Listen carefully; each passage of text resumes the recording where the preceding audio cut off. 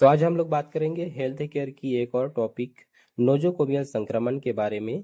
Nosocomial संक्रमण को और बोलते हैं अस्पताल जनित संक्रमण।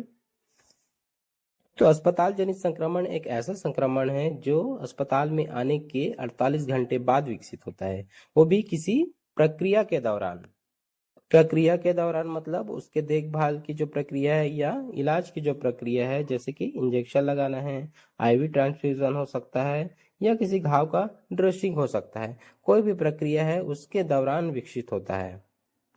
जैसा कोई मरीज अस्पताल में भर्ती होता है किसी कंप्लेन को लेकर के, जैसे कि किसी को टाइफाइड हो गया, किसी को मलेरिया हो गया या किसी को पीलिया हो गया या किसी को चोट लग गया, इसके कारण भर्ती होता है। लेकिन भर्ती होने के बाद जब 48 घंटे बाद उनको और कोई संक्रमण लग जाता है या कोई एलर्जी हो जाता है, उसको बोलते हैं अस्पताल जनित संक्रमण।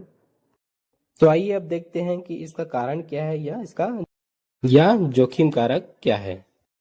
तो पहला है हाथ धोने की तकनीक। हाथ धोने की तकनीक का मतलब यह है कि जो अस्पताल में जो कार्य करने वाले कर्मचारी हैं या नर्स हैं, उसके हाथों से एक रोगी तक संक्रमण पहुंच सकते हैं अगर वो हाथ धोने की तकनीक का अनुसरण नहीं करते हैं तो। अगला है कीटाणु शोधन की कमी। इसका मतलब यह है कि जो साफ सफाई अच्छे तरीके से नहीं हो रहा है या किसी उपकरण का कीटाणु शोधन अच्छे से नहीं हो रहा है, जिसके कारण भी संक्रमण हो सकता है। तो नेक्स्ट है आक्रामक प्रक्रियाएं। मतलब ये है कि किसी की सर्जरी हुआ है, घाव सिला हुआ है या ओपन है, जिसके कारण संक्रमण हो सकता है, या किसी को लंबे समय तक कैथेटर लगा हुआ है या आईवी लगा हुआ है या एनजी ट्यूब लगा हुआ है, तो इन सब के कारण भी संक्रमण होने का खतरा रहता है। नेक्स्ट है रोग प्रतिरोधक क्षमता का कमजोर होना। किसी व्यक्ति में रोग प्रतिरोधक क्षमता अगर कमजोर है तो उसमें संक्रमण का खतरा बना रहता है। नेक्स्ट है एंटीबायोटिक प्रतिरोधी। इसका मतलब यह है कि अधिक एंटीबायोटिक के उपयोग से जो बैक्टीरिया या रोगाणु है उससे प्रतिक्रिया नहीं कर पाता है। प्रतिक्रिया नहीं कर पाना मतलब उस व्यक्ति में उस एंटीबायोटिक का कोई इफेक्ट नहीं होता है, कोई प्रभावित नहीं होता है। इसको हम सुपर बग्स भी कहते हैं। आइए अब देखते हैं कि वो जोखिम लोग कौन हैं जिसको नोजोकोमियल संक्रमण का खतरा हो सकता है। तो पहला है ऐसा व्यक्ति जिसको खुला घाव है या किसी को सर्जरी हुआ है, तो उसमें क्या होता है, संक्रमण को एक अंदर जाने का एक मार्ग मिल जाता है। नेक्स्ट है बुजुर्ग लोग में क्या होता है, रोग प्रतिरोधक क्षमता जो होता है कम हो जाता है और उसकी कार्य प्रणाली जो है धीमा हो जाता है, इसलिए संक्रमण का खतरा हमेशा बना रहता है।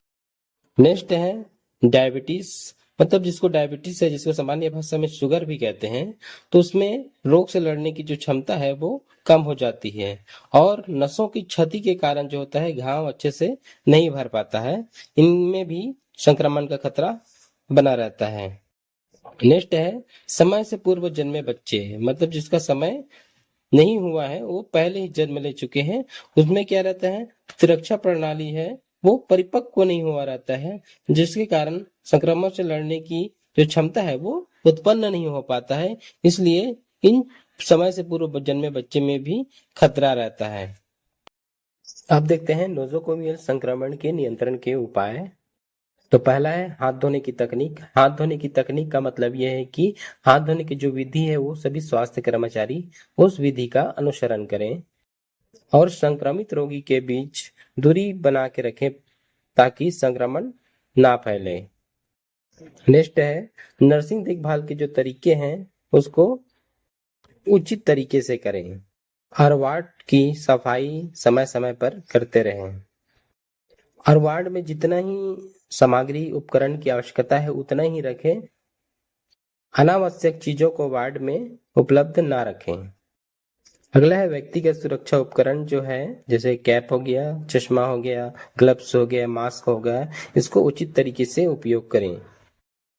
अगला है एंटीबायोटिक का उपयोग। एंटीबायोटिक का उपयोग डॉक्टर के सलाह अनुसार ही करें, कभी भी लंबे समय तक एंटीबायोटिक का उपयोग ना करें और दूसरे का एंटीबायोटिक कभी उपयोग ना करें।